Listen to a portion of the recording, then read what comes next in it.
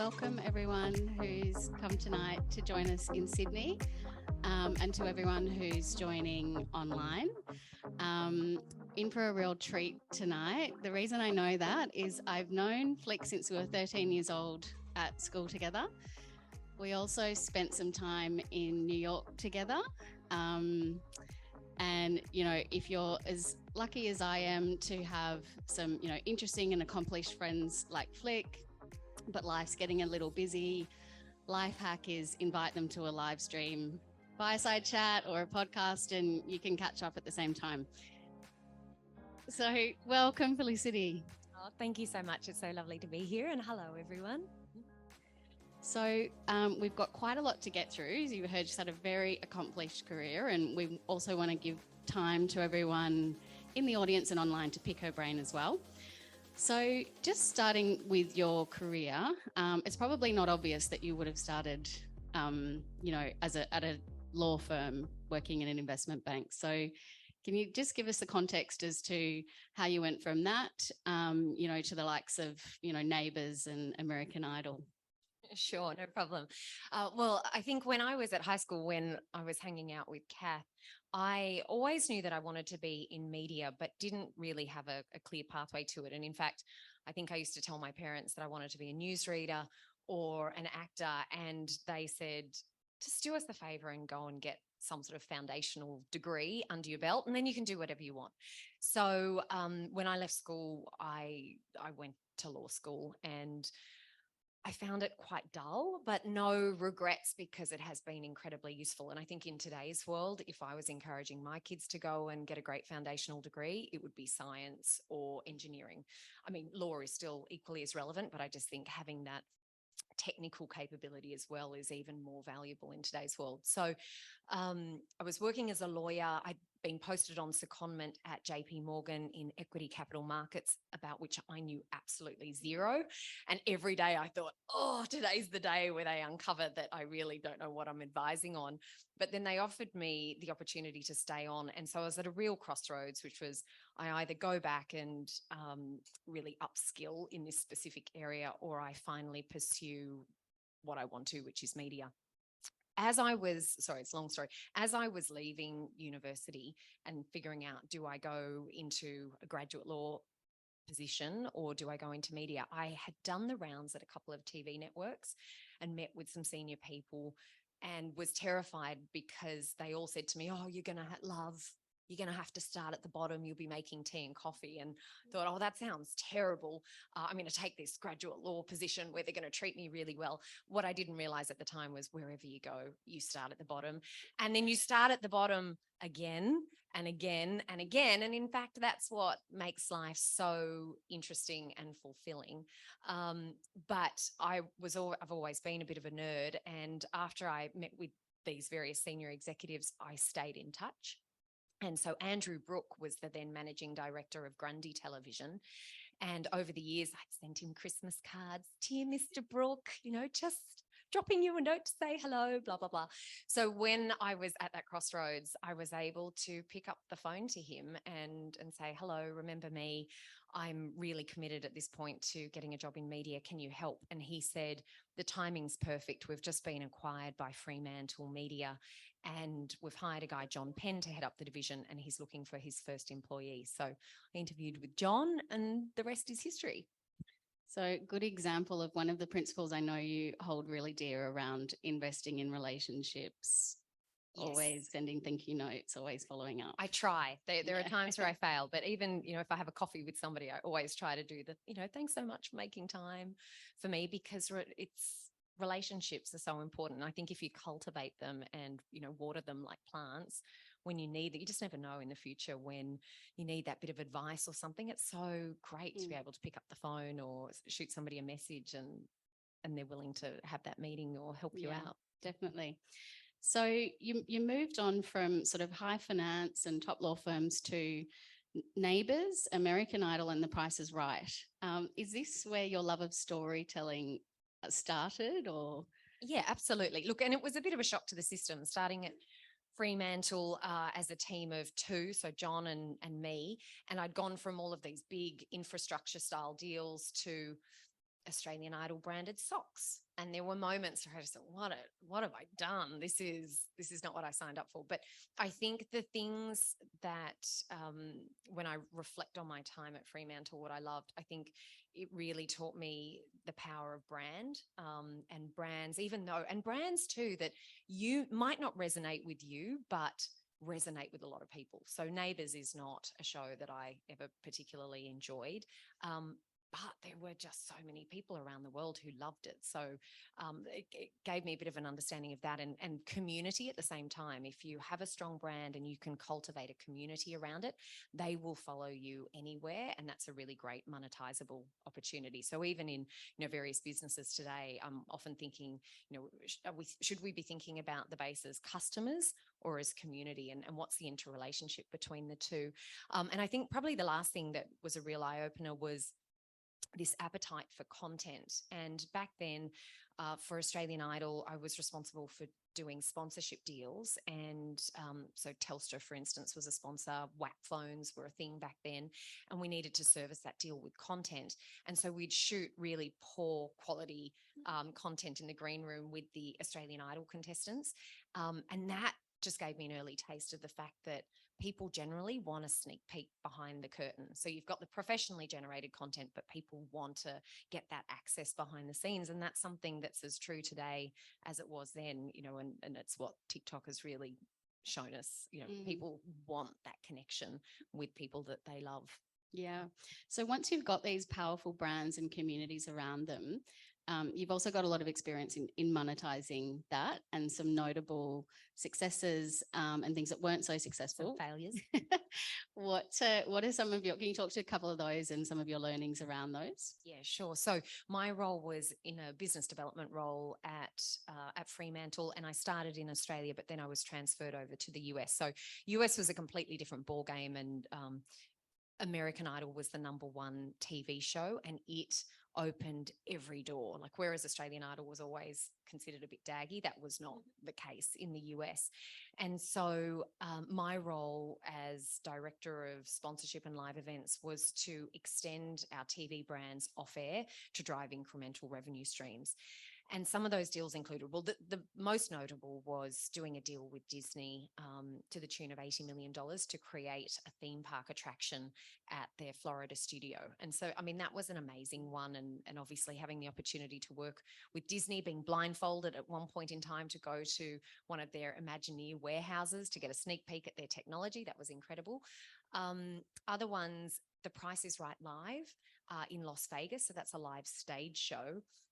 Fascinating experience, really understanding, talk about communities around brands, and also the nexus between gaming. So if you're somebody who likes to play the pokies and likes to gamble, Price is Right is the perfect show for you because it's all about play to win. So I learned sort of a lot about monetizing there. I think a failed one, just because the failures are always way more interesting, would be American Idol Summer Camp. So we saw an opportunity. Summer camp's massive in the US. We saw an opportunity. Great, let's target kids. But there were just so many things wrong with our plan or lack of plan. At the time, so we're rewinding the clock to 2006, Facebook really wasn't a thing, and we didn't have a marketing budget. So there was actually no way. We had no go-to-market strategy. We'd created this thing, but there was no way to reach the passionate fans of the show. And we also didn't have the buy-in from the TV show or the judges. And so we really didn't have an understanding of, who our customers were, because most customers, most kids wanting to come along would naturally think, if I go to Idol Camp, I might have a better shot of getting in the show. That was not the case. They thought they'd see all the big stars. No, again.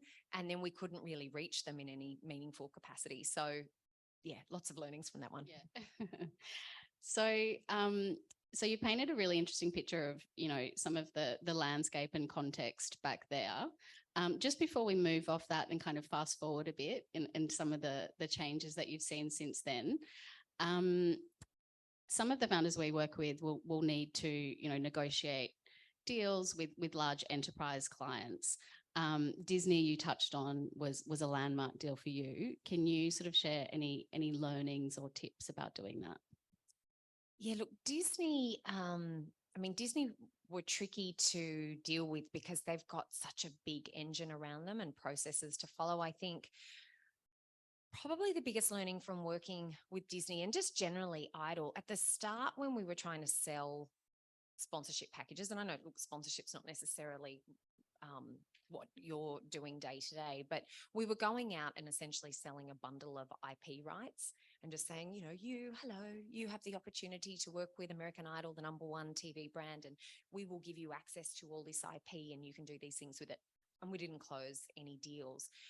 We then engaged with a small agency who started bringing these concepts to life through storytelling. So if we were going to go out and pitch Colgate rather than pitching the bundle of rights, we'd say, hey, Colgate, you should invest in the Idol Smile program and, put all the imagery and stuff. And I think that taught me the power of storytelling. So when we went into Disney, I mean, it was pre-digital. So we went in with these giant kind of placards and put them on stands, but nonetheless, we sold them the dream and they bought into that vision. And I think that's something that I've carried throughout my career, regardless of what I'm selling, because I've sold a whole range of random things.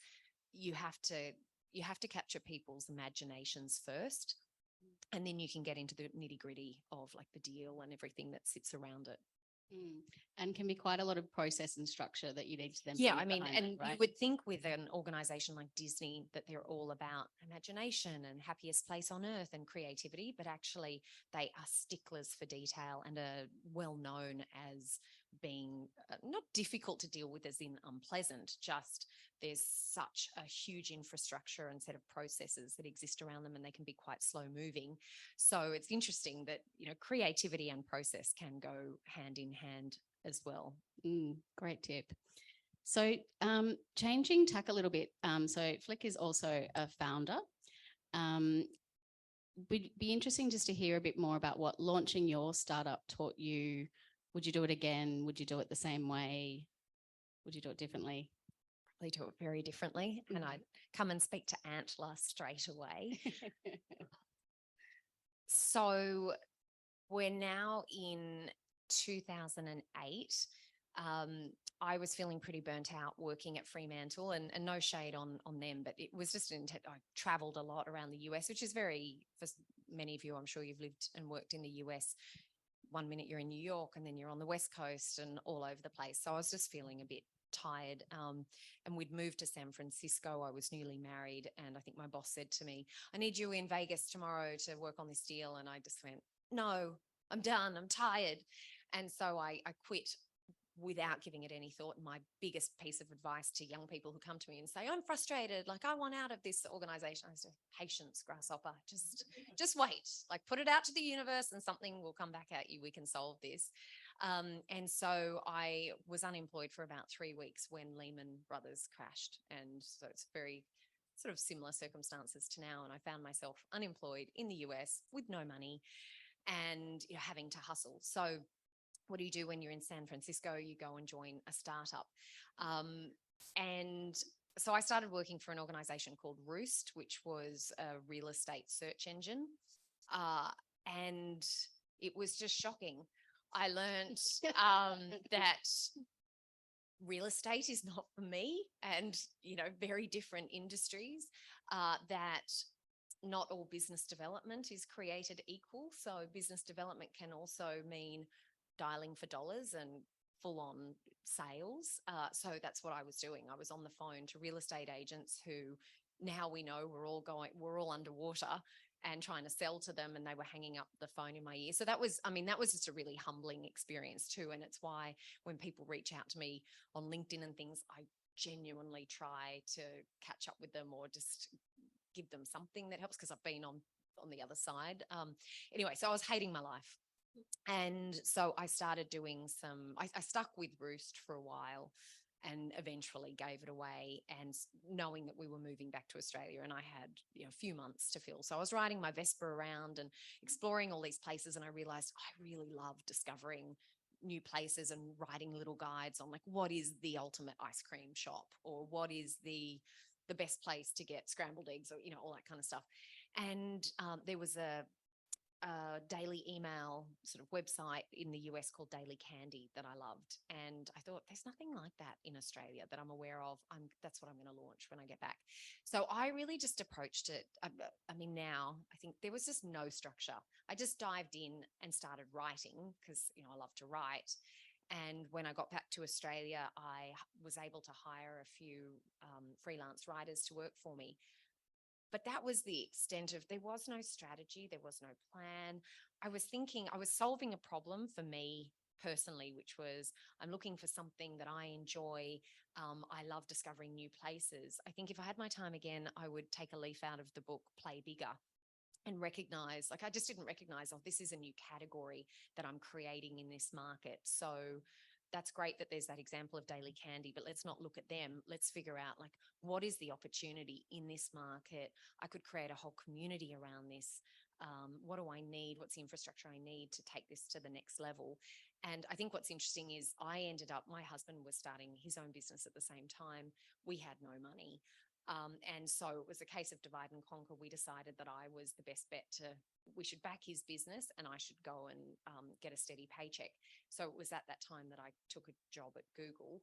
And I just sort of cherry picked this What's on Sydney website go, even though I'd built a pretty sizable database and was sending out a daily email and things. It was right as Instagram was emerging. So I think if I'd given it away a little bit later, I could have pivoted and still kept something on the side. But editing articles at midnight and trying to do the Google job just didn't work out. So I think, more strategy, a clearer vision. I think too, I don't think I'd really explored what it was that I was in for. Did I want to be a publisher? The answer to that is probably no. I didn't want to be a publisher. I had all these other aspirations. So it was a great experience to lots of learnings, but I'd do it differently if I had my time again. Yeah. No, think big or play big is a great piece of advice. So with the learnings that you touched on, is there anything specific that still, resonates with you today from those times? I think I just learned, so I realized I wasn't speaking into the microphone. I think it was mainly learnings about myself. I mean, I just like to hustle. I love the start and the feeling of being shoulder to shoulder with people. I like the messiness of that. I like bringing order to chaos. And, obviously you can see that I'm former global head, blah, blah, at TikTok. And that's because in part, I think you can get more senior in a role and that's great. And you can have an impressive sounding job title, but you become further removed from the things that you love and the reason why you started doing what you do. And I definitely found myself in that position. So I love the hustle. So that's probably my biggest takeaway. Yeah, super important quality for founders. So just to sort of segue into the global tech executive component of your career. So I'll give a little bit of context. So Flick joined YouTube as the first female hire in Australia. During her time there, she led the launches of YouTube Music, YouTube Kids, Google Play Movies and TV, headed up content and partnerships across APAC, and worked with original content creators across a whole bunch of categories. And just in terms of the broader landscape, when you joined YouTube in 2010, we've got Pinterest, Instagram, MySpace, Facebook, Twitter. What was that like to be in that landscape, and how are you sort of thinking about the opportunities? What was it like to be inside YouTube at that point in time? It sort of makes it all feels like a long time ago. And I guess it was quite a long time ago. I think, when you're in it, you're not really thinking that much about the fact that things are changing at a rapid pace. Around that time, connectivity, we just weren't as connected as we are now. And when I think back to the New York time, which was, further back, I went over with a small notebook and no device. It's crazy, right? So 2010, I think the landscape then was online video was just emerging. It was a very new thing. If you think about the landscape at YouTube at that time, there were just three categories of people in my world who I interacted with.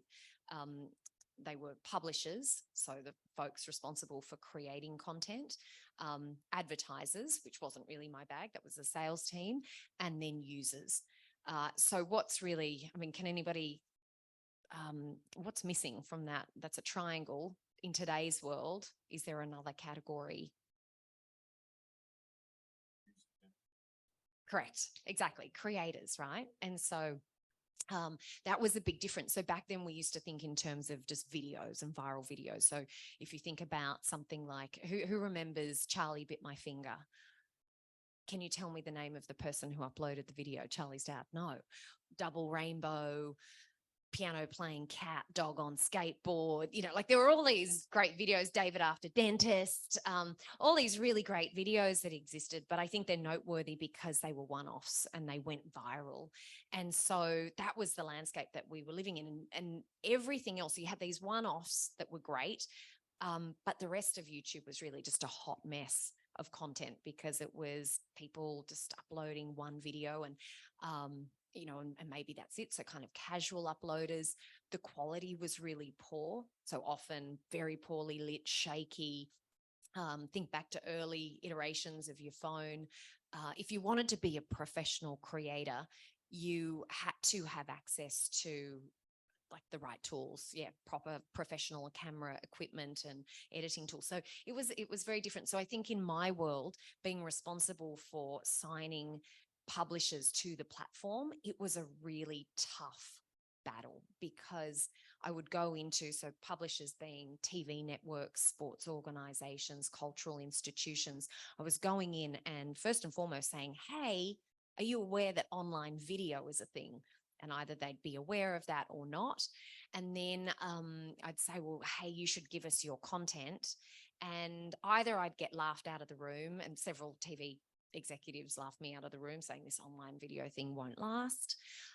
If they were a bit more savvy, they might march me out of the room because they saw the potential competitive threat. Or the most common question that we got was, show me the money. Like just because it obviously costs money to edit down content. And we just had no way. There were no reference points. Even with the 55-45 rev share that YouTube was offering, there was no way to project how much people would make. So yeah, you sort of think now that it's all really obvious and they should have jumped on board straight away, but they didn't. Yeah, they didn't. Yeah, absolutely. So one of the things that we talk a lot with Antler founders about are these inflection points and these times when it's, an uphill battle and, a bit of a grind every day. And are you getting the positive validation and are you going to make it? And then there can be a real turning point, an inflection when things start to click and the negotiating position and the leverage really changes. Was there a point like that for YouTube? Definitely. I think there were really two things that started happening. I think one was there were a couple of big milestones that the organization hit. So like now I don't remember the numbers, but when Gangnam Style came out, it was at the time, it was the fastest video to hit it was probably like 1 million views. I was about to say 1 billion views, but I bet it wasn't 1 billion views. It was a much smaller number, but by today's standards sounds really, really small. But that was like this. So there were a few moments where there was this hockey stick growth with these videos that was really validating for the company to say, hey, this is a thing. And look how much these timelines have contracted. So I think that was one moment. I think the second moment, slightly different, was when streaming started to become a thing. So I remember going into meetings and saying to people, tell me, have you heard of the word streaming? Do you know what that means? And oftentimes the answer was no.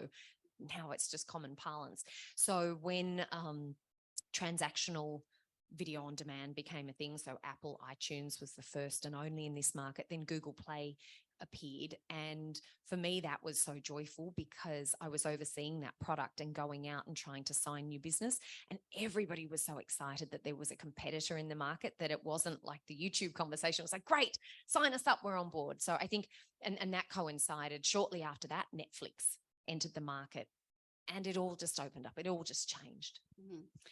And so was it an environment, because in a really short space of time, there's a crazy amount of activity in the tech space with IPOs and acquisitions, with, Snapchat, Skype, LinkedIn, an IPO, Twitch, Tinder, Vine, Twitter goes public. Was that a bit of did that create sort of, nervousness inside? Like what was it like inside Google then when all of this stuff in the exterior landscape was happening? Honestly, I don't think it really touched the sides. I remember there being discussions around Vine and, whether they were going to be a big competitive threat.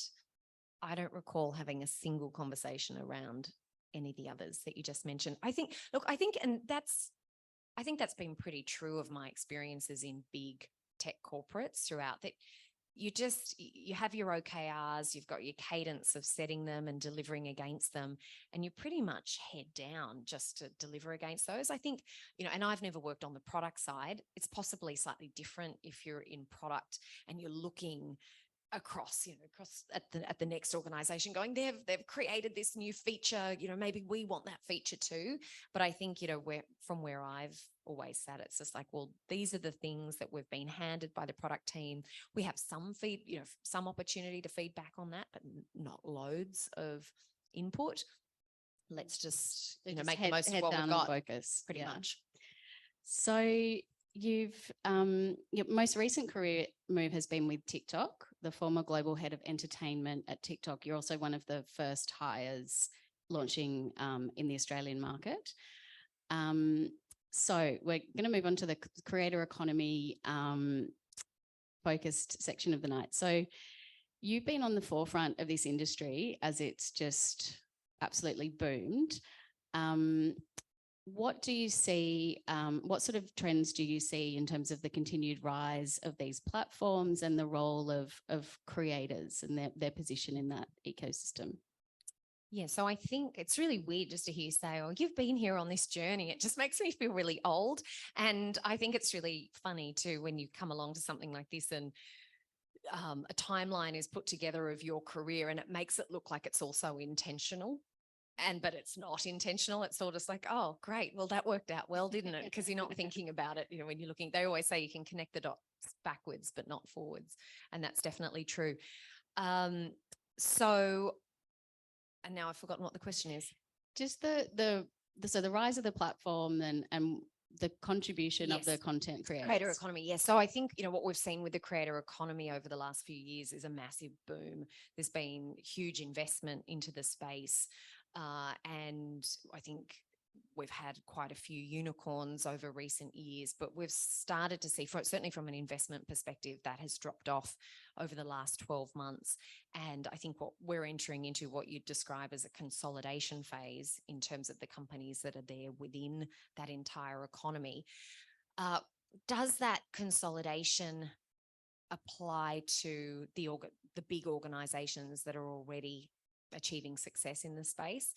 Not necessarily. I think from a TikTok perspective, we're just continuing to see massive growth in terms of user numbers coming to the platform and also creators who are joining the platform. So I personally think that in a market downturn, there's more creators who come forward because they might have been laid off from a job. They're really seeking financial and creative independence, all that kind of thing. So I think we're going to continue to see growth in the creator category and also in the user category, but with less investment and difficult times, a few companies will disappear from the mix. Mm-hmm. Antler publishes an annual creator economy report, and in the most recent edition that was released recently, one of the concerns highlighted by creators was algorithms, platform algorithms. Could you, having been on the inside of these sort of opaque and mysterious algorithms, can you talk a little, is that valid? And can you outline what some of those concerns might be? Sure. So yes, the answer is yes. It's a massive source of frustration on the part of creators.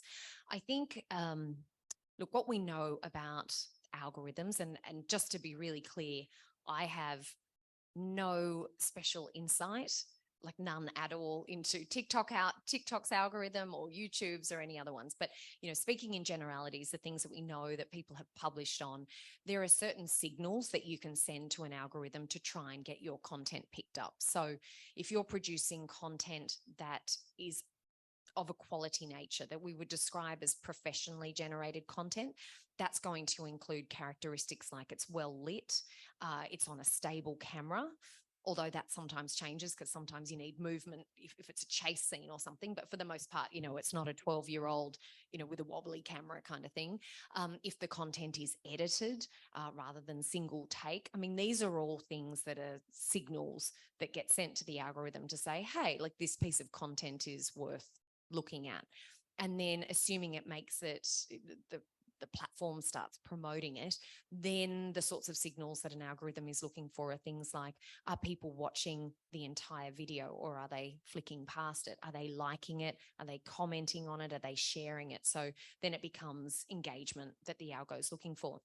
The issues start to arise when all of a sudden, a creator who is really used to getting high views on their content and they upload a video and it just doesn't get those views. And there's no message to them saying that there's something wrong with the video, but it's just not appearing in feeds. Nobody's seeing it. So then it raises these questions like, why are my video views suppressed? Like, have I done something? Have I breached the terms of service of the platform that I've uploaded to? And it's that piece that's really opaque. So all platforms publish their terms of service, but it's not clear necessarily on the back end, why a particular video performs well and why it doesn't. And then taking that a step further, sometimes videos are taken down or that extra step, an account is banned. I have to say that in my roles at YouTube and TikTok, so many people over the years have reached out via LinkedIn or DMing me on Instagram to say, can you help my cousin or my nephew or, somebody in my world who's had their account banned. And I mean, it's just heartbreaking, but there's really not much that I can do. So I think, it's a source of frustration. I'm personally interested in algorithms and the future regulation of them. So an area so I've spent a lot of time over the years, I guess based on my TV background, working on narrative series and some co-investment funds with Screen Australia. And of course, in the TV space, there's quotas that govern the amount of Australian content that needs to be on screen. And there's a whole lot of debate around whether those same quotas should apply to the streaming companies. Are they investing enough back into the Australian industry to create content? That's less of a problem with platforms like TikTok because content creators are based in Australia and they're creating content. So it's content by and for Australians. But if the algorithm is only serving up, say, 1 out of every 10 videos as Australian, well, then that's an imbalance. So I just think that's really interesting because obviously companies can control that mix of what's being seen and perhaps that's a future area of regulation. Yeah, definitely. Another big trend that I'd love to get your take on is e-commerce and on creative platforms. And anything you might be able to share about TikTok's plans in the space. Okay, so I think e-commerce is obviously really interesting. E-commerce on TikTok as a category is huge. And I'm sure you've all heard of the hashtag TikTok made me buy it, which is this huge community of people who have been influenced by products that they've seen on the platform and then gone and bought them. And I meant to look up the latest number of views against that hashtag before I came along today, but it's up in the billions. It's a huge community. I think what's really interesting is the potential in live commerce, and the place for us to look is China to see what's going on over there. So an article that I read said that this year it's estimated that 45% of people in China will buy a product via live commerce. And that industry is already estimated at $400 billion versus $35 billion in 2023 in the US. So there's a big gap there, huge potential. TikTok has a product called TikTok Shop where you can, where the creators or brands can drop a pin into a product, and then you can add that to your cart and check out. And then there's also a live version of that as well. But neither of those, I believe, are live in Australia. So I think that it's kind of one of those things of watch this space. Obviously, shopping channels have traditionally done really well in the past. And so it's how do we reinvent that and reimagine it for the future? Anecdotally, I'm working with a company at the moment that distributes product into China, and they recently brought out a Chinese influencer to Australia who went live to promote their products, and they shifted $1 million worth of products in a really short period of time. So I think we're going to see more commerce that's driven by influencers, but potentially nano influencers. So nano being, let's say, 0 to 10,000 people, because the fact is, I mean, anybody in this room, I mean, there could be some big creators in this room as well, but I'm a nano creator, and but I have a network that potentially trusts my opinion on certain things. And I think we're going to see more and more of that, where people trust those recommendations of friends and have the ability to influence others. And live's going to be a really interesting piece to add to the mix in this market. Super interesting. So leading on from that, for the founders that we have in the room or online that want to build product in the space or get access to community or customers in the space, do you have any tips or tricks or insights around how they can approach doing that? I knew you were going to ask me that. My answer is so inadequate in this space. No, look, I think it is changing so quickly. I'm not aware. This was something that I didn't really look at in my time at TikTok, and I'm not aware of specific developer programs and the like. I know at Google, there was an extensive ecosystem around that with lots of information available. I don't know if that exists at TikTok. I think, though, the starting point is always, what is the problem that you're trying to solve? And therefore you need to understand the platform and be a user of the platform. And that might sound really obvious, but you'd be shocked at the number of people who come up to me and say things like, oh yeah, I don't use TikTok. I hate TikTok, or TikTok's not for me. And then in the same breath, they say, so could you just help me build my brand or launch my product or do this? And it's like, well, that's fine that you don't like TikTok. I have no judgment there. That's a personal decision, but you can't, plan on building a brand without having an understanding of the platform, the language, the types of content that are on there, the sense of humor, the language that's being used, how people communicate. So I would say that's the starting point, like be a user. It's the same with Linktree, I think, is possibly a relevant example there. The whole link in bio was really the problem that they were solving for, and now they're a unicorn. But obviously users of the platform. So just starting from that simple space. Yeah. And then in terms of, YouTube and Google, you've had a ton of experience in marketing strategies and campaigns, both working with the advertisers that advertise on those platforms and also those companies directly. One of the things that founders will really struggle with is cost-effective acquisition campaigns. What are some of your learnings around that? Sure. So just to be clear, in most organizations like TikTok, YouTube, you've got the content division, which is all about organic content, organic creators, and then you've got the sales team. And while the two work hand in hand, there is still a divide. So to let you in, don't tell anybody, but I would say to brands, you don't need to spend money over here. You can do this yourselves and have an organic marketing strategy that's going to cost you very little. And then once you've got some traction with that, if you then want to boost it by spending on advertising, then go for your life. So I think that's the starting point. Be scrappy and figure out, okay, well, how can I create content myself in the voice of the platform that is going to resonate? And yeah, that's pretty straightforward. The way to do that, because I think too, there's often a gap between, people thinking, I don't understand. Oh, well, I'm not a creator. I'm not good at shooting videos. I can't edit videos. There's generally somebody really young on a team who does have those skills. Or if they're not within your business, then there's, you've got a teenage son or daughter or cousin or niece or nephew or something. There's somebody in your world who can do this stuff. And to give a relevant example there, Dr. Carl, who's been on the ABC for years, who's massive on TikTok. He has 2 granddaughters or nieces. They're 2 family members, and they help him with all of his content. They shoot, edit, etc. So just find somebody in your world who speaks the language, who can be useful to you, and then start creating content that's promoting your products, but might be tapping into a TikTok trend or something fun, but showcasing your product. That's the cheapest way to do it. Yeah, great advice. So I want to make sure we leave enough time for everyone in the audience and online to ask questions. So if you have any, I've got one more question that I'm just going to ask Flick now.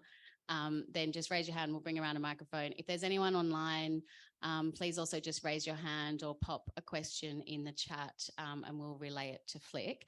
So one question that's not been, in the media and on a lot of people's minds is security attached to TikTok.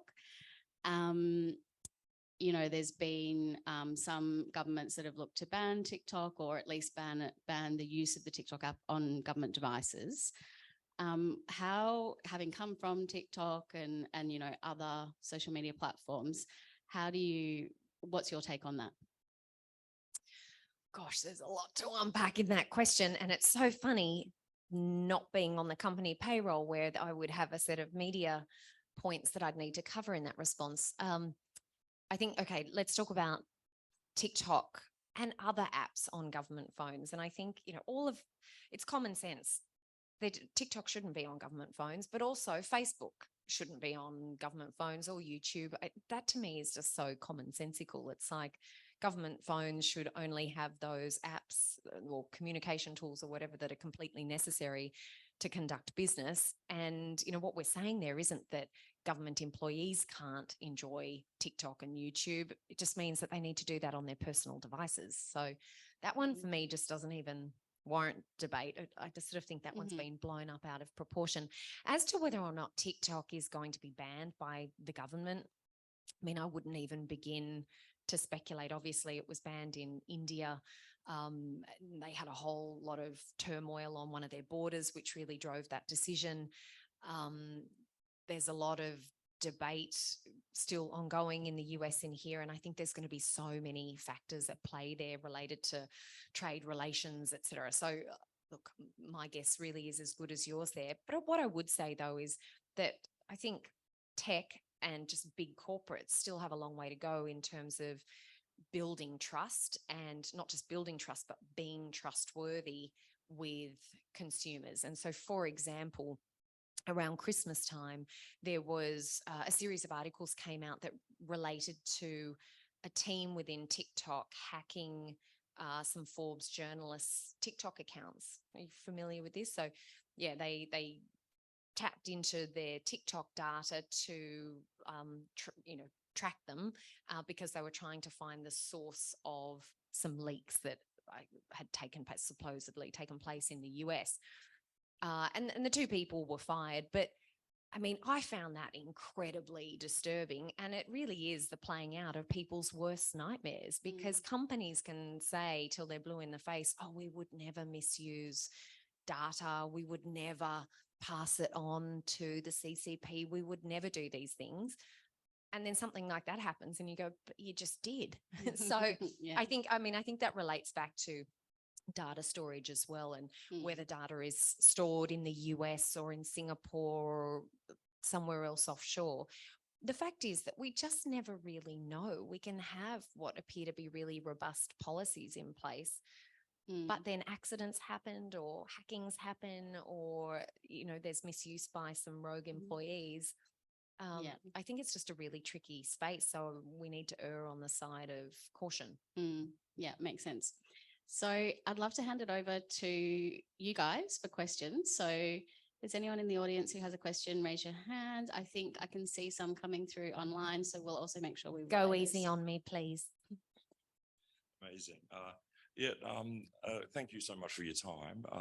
As an aspiring content creator, in this context of generative AI, would you suggest creating one piece of good quality content with or without AI, or many pieces of lower quality content to try to play the algorithm, if there is such an algorithm?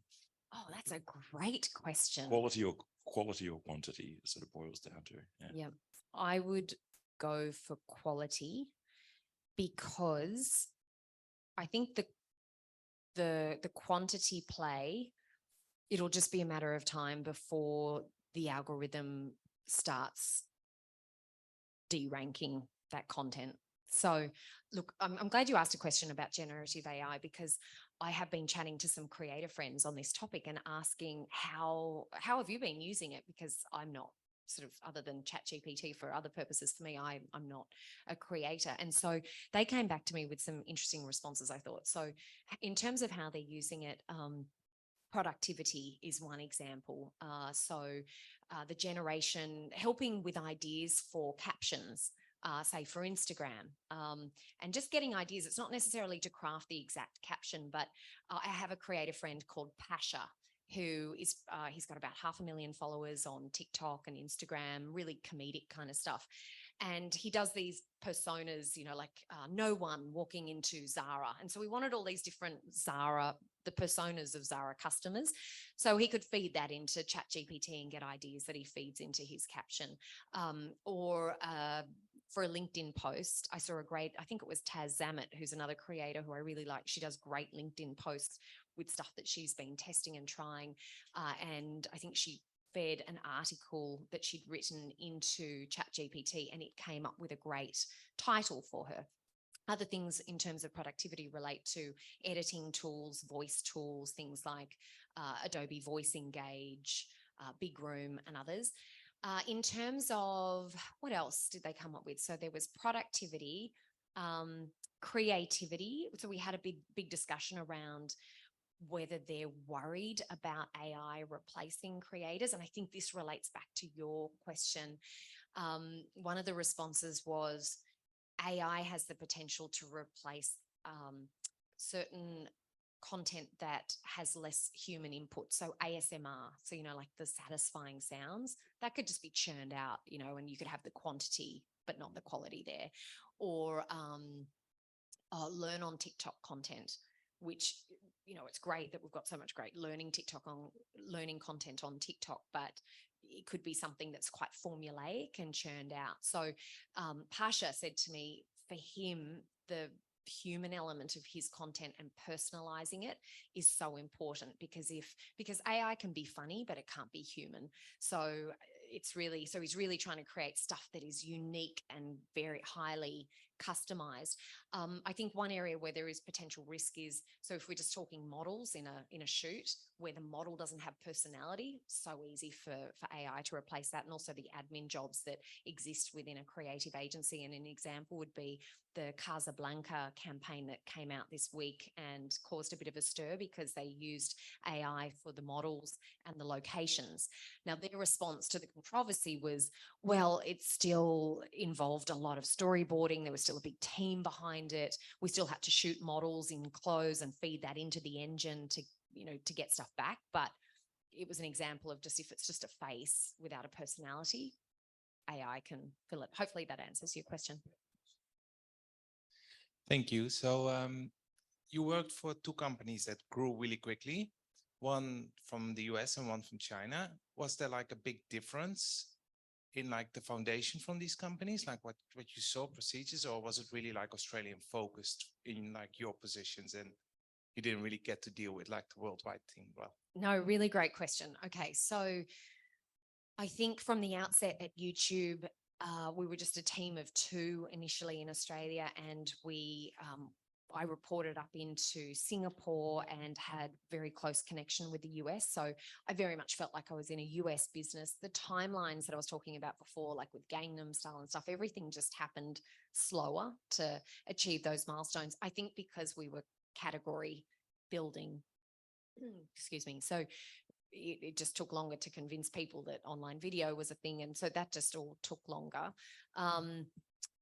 But in terms of product development coming out of the US, it was all highly efficient, et cetera, et cetera. I think then working for TikTok for the first 2 years where I was in the Australian business, it very much felt like, obviously we didn't have any engineers on ground. So it was always global, but we had created a very local culture. We had control of our own budgets, all that kind of stuff. So we were running a local business.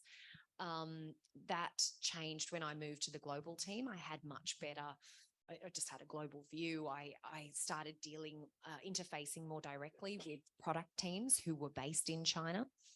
And I think the thing that struck me the most was just the speed at which the Chinese teams innovate and can make changes. And I had thoughts like, wow, I mean, the rest of the world, we're in, other companies, competitors are in trouble because there's just a hunger and an appetite to innovate and to drive this business forward. And then there's obviously some key cultural differences as well. I mean, China has the 6-day working week. I mean, they're working long hours. I was working up to 20-hour days. Admittedly, I was in a global role, so I was working across time zones. But and the world has changed significantly, I think, in recent years, both with connectivity and with COVID and everybody being online. But certainly, I think China, if nothing else, is just going to give us all a good run for our money, because we need to work hard to keep up with them. And I think over time too, as you all know, in companies, they can become bloated and slower. And in speaking with a lot of friends at Google, and really my heart goes out to anybody who's been laid off recently, and I have a habit of resigning from jobs in market downturns, so I feel your pain. But I think a lot of the commentary is that some layoffs needed to happen as well, because organizations do tend to become bloated over time and tend to slow down on the innovation front. Thanks, Vic. I love your energy. So I'm a millennial, and so when I started out in my career, I used to pretend that I had a lot of experience, but I've lived long enough that I don't have to pretend as much as anymore. And when I meet like Gen Zs or Gen Alphas, like folks who are born after 2010, some of them make fun of us as well. And I just want to hear your thoughts, since you've worked in media, like from a business and also from a human perspective, what are the differences between these, like, emerging younger generations that will eventually take over, not just the content world, but also, the business world eventually? Or are they not that different from the previous generations? Yeah, gosh, that's a great question. Look, I don't profess to understand fully, any generation other than my own. What I will say is that one of the things that would drive me out of bed every day at TikTok was the younger team that I was surrounded by. And I think what I've really come to learn is that, I mean, if you want to stay young forever and be young at heart and have a young mindset, you need to surround yourself with people who bring things to the table that are completely different to you. So, I mean, that's really, age is just one aspect of diversity, and you want diversity in all its forms. But I would I would try to attend meetings. Let's say we were having a hands-on, like a one-to-one training session with a public figure who we're trying to bring onto TikTok. I'm not the person to host that meeting and to do that training, because I'm clueless, really good at the sort of the top line strategy and how TikTok fits in with your personal brand, et cetera, but for that, like for the technical side. And so younger team members would do that, and I would go along and just be in awe of the stuff that they would talk about and how they would navigate so quickly through apps and things. So I think, if the question is, who are we handing over the reins to in the future? I'm an optimist, and I think the future is exciting. And I think the young people, certainly who I have worked with, they're so passionate and they're driven, and they genuinely care about social impact and causes. And yeah, I think the future is bright.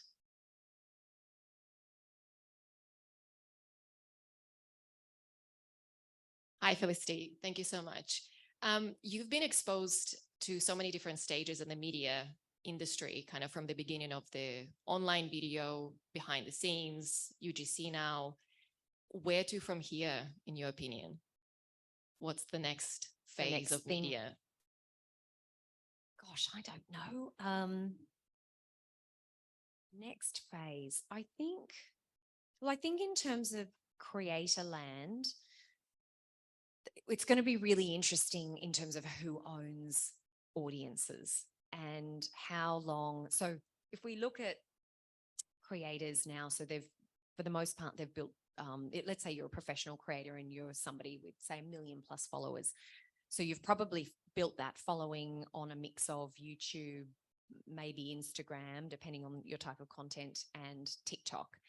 And those platforms, while they've been great in terms of amplifying you and providing you with that base, they're the ones that own the audience. And so you've been limited in terms of kind of having access to data and being able to communicate with them directly. So I think the next iteration is that we are going to see a bit of a shift there, with creators saying, well, hang on, I've built this audience. Like, thank you for your beautiful tools and the interface and things, but these are people who come to interact with me, and I want a greater share. I want more control in how I communicate with them. And so we might see a bit of a shift there. And we see it with certain creators, like Mr. Beast is the example that comes up globally. I mean, somebody who has done a really great job of, and what Mr. Beast has done is no different to what we were doing back at Idol in the early days, right? So he has a subscription business. He has a merchandise business. He does brand deals. He's also very philanthropic, which is amazing. So he's really diversified across platforms, and now he has a direct relationship with his audience, who are also consumers. So I think we'll see more of that. What else? Yeah, that's probably the biggest one. I'm trying to think. Have you seen anything else in terms of your creator? No, I think that's probably the big one. It's going to come down to audience. And sorry, one other point would be monetization. So YouTube has always led the way with monetization with the 55-45 rev share. And then as of, I think, 1st of January this year, they extended that to shorts. There's really no other platform that meaningfully shares with creators in that way. And it's great. What's great about that program is it's pretty transparent. Like, you know that 1 million views is worth $10,000. TikTok recently launched the Creativity Fund, which is sort of a further iteration of the Creator Fund, but it's only available in Brazil and France and the US. And it has all of these sort of things attached to it. You know, you need to have 10,000 plus followers and 100,000 views over a trailing 30-day period. And there's all these things.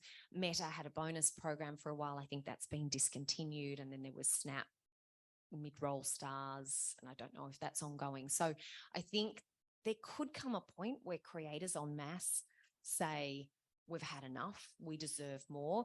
And then the question will be whether another platform or something comes in to fill the space, and then we see a mass exodus because there's just a willingness, Web3, for greater sharing in the value chain. I think we've got time for just one or two more. Yeah. You spoke about the power of TikTok for e-commerce and products. Would you recommend a TikTok strategy for service-based startups and corporates? Give me an example, service-based. So like a startup that came out of Antler, for example, Mm-hmm. would you recommend like a TikTok strategy as part of their like go-to-market plan? Potentially, yes. I mean, ultimately, if it's about building rapport with potential customers and wanting to provide a point of differentiation, like a personality to your organization, because I think what you're talking about is also like having a brand presence. And if you speak to certain, and I'm never studied marketing. I'm not a traditional marketer. I've just been around marketers. Somebody like Lucinda Barlow, who's the head of marketing for APAC at Uber, she's like, brand is the thing that you should invest in. So if it gives your organization and gives you a brand and a voice, and a potential, if you think of your user base not just as pure customers, but as a community, I think that's valuable. Also, I mean, if I think of organizations over time like Telstra, they've leveraged platforms like YouTube and TikTok to great advantage because they might provide help videos and, like sharing key information. What we know is that TikTok is the search engine of choice for younger people. So knowing that the first place they might go is not Google or YouTube, but TikTok, it feels like you've got nothing to lose, and you should just potentially experiment with different content types and formats to go, okay, well, what resonates? Okay, we have time for mine. Lovely. Thank you so much for sharing. We have we have a data science platform, and we're looking very hard at, because we have data science creators that will maybe monetize data sets, but also will monetize, dashboards and visualization artists. And they use potentially the inputs of other creators.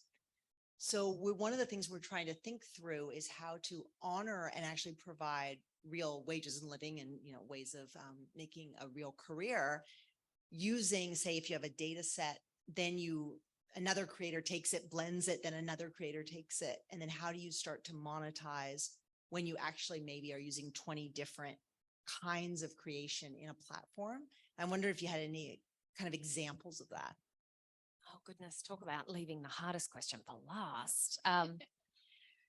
The short answer is no, I don't have any examples of that, but I think the challenge that you're grappling with is a very relevant challenge in the modern world of mixing and remixing, where you take something that somebody else created and then you add to it, and you have a derivative piece of work that, is arguable, is standalone, just as valuable, even more valuable. And then how do you attribute ownership, payment, et cetera, et cetera. So I understand the problem, but I would need to sit down and think about that in detail. So it's a great problem to be trying to solve. But I think if you solve it for what you're working on, which is data sets, it would be relevant. It's a relevant problem that we're trying to solve when it comes to remixing music, and how does that work out, and how do you share through the value, provide value across the chain to multiple owners. So we have time for one very last question up to thank- back, and then one online. I thank you for the talk. Quick question. So we have YouTube Shorts, we have Instagram, then we have TikTok. So what's the unique selling point? Who will be the winner? How will you, what are the parameters where you see that, we will win this race? Because, we don't know, everyone is going through the shift where you need to attract a lot of people, and data is the new currency. You need a lot of data, but what would be the differentiating parameter for all these three platforms? Oh golly, I don't know. I mean, honestly, if I was a betting gal, I wouldn't know who to bet on. I think people joke and say once the Google chip is implanted, you can't get rid of it. And I'm still a Google gal through and through. Look, I have a lot of affection for YouTube because of the rev share back with creators. And I think it's just an incredibly well-run company with great leadership. So in spite of what I said before about TikTok innovating super quickly, I still have a lot of faith in YouTube. Also was really the first in this space. I mean, they were the ones who led the charge. But look, I don't think there isn't an answer to that question. And based on all of my conversations with creators and which platform are you investing most of your time into? The answer is all of them, because they recognize the need to diversify not only their content, but their audiences. And anything could happen. I mean, your account on one platform might get shut down, or the platform itself might get shut down, et cetera, et cetera. So I think we're at this point where nobody knows. And so it's a case of invest in all of them. And perhaps at some future date, there will be a clear winner. But I wouldn't hesitate to. I don't think I could bet on any of them. Diversification strategy, Yes. sounds like. Diversify. Mhm. So we do have a question online. Yes, as with all robust Q&A sessions, people like to hold on to their questions till the very last minute. So we've got actually two coming from online. The first one's from Stephen. If there was a future, is there a future for financial advisory content given liability and regulatory problems that it poses? I don't know where that's going to end up. I mean, obviously that's it's a really challenging space. yeah, I don't know if it'll change back and there'll be more scope. So, I mean, great question, but really don't know what the future looks like in that space. And very last one, this one's from Nissan. Given creators are always negotiating their share of revenue with the platform, do you believe there's a substance to the user owner thesis that DAOs, DAOs, often promote and are creating governance structures towards? Not even familiar with that. So yes, I don't think I've got an answer for that one. I thought you had given me the hardest question, but no, that was the hardest. Yeah, sorry, I missed part of that. I'm not familiar with. I think it goes a little to what you talked about earlier around the power balance between creators and platforms, and whether at some point that shifts. You know, and so collectively creators can start to exercise more power and stronger negotiation with the platforms, either through certain types of governance structures or. Yeah. And look, possibly not in answer to your question. I think I'm really fascinated with platforms that are springing up that do offer more value to creators right from the outset. And one that I've been playing around with is called Sunroom, which is a platform for women and non-binary creators to make money. And, you know, right from the outset, you subscribe to their channels. And I just love the fact that it's really targeted. They know exactly who their customer is and who they're attracting. And a creator who I love called Esme Louise, who creates factual information based on sex and the history of sex. And, you know, she's got various series, one called Kinky Histories. So she's diversifying. She's now on Sunroom as well. And there's just a massive audience for her content there. And it's women and non-binary people supporting each other through subscription. So that's awesome. So I think, yeah, we'll see the emergence of more platforms that put power back into the hands of creators, knowing that, I mean, content is king or queen, and they are the value creators. Well, Flick, I think we could keep asking you questions for quite some time, but conscious of time, thank you so much to the audience who've joined in Sydney and online for your engagement and great questions. I told you all that you were in for a treat, and I think you'll agree that this has been, you know, incredibly informative and candid, lots of great advice. As Sarah mentioned, we'll share a recording of the session, but I'd love you to just join me in thanking Felicity McVay for her time.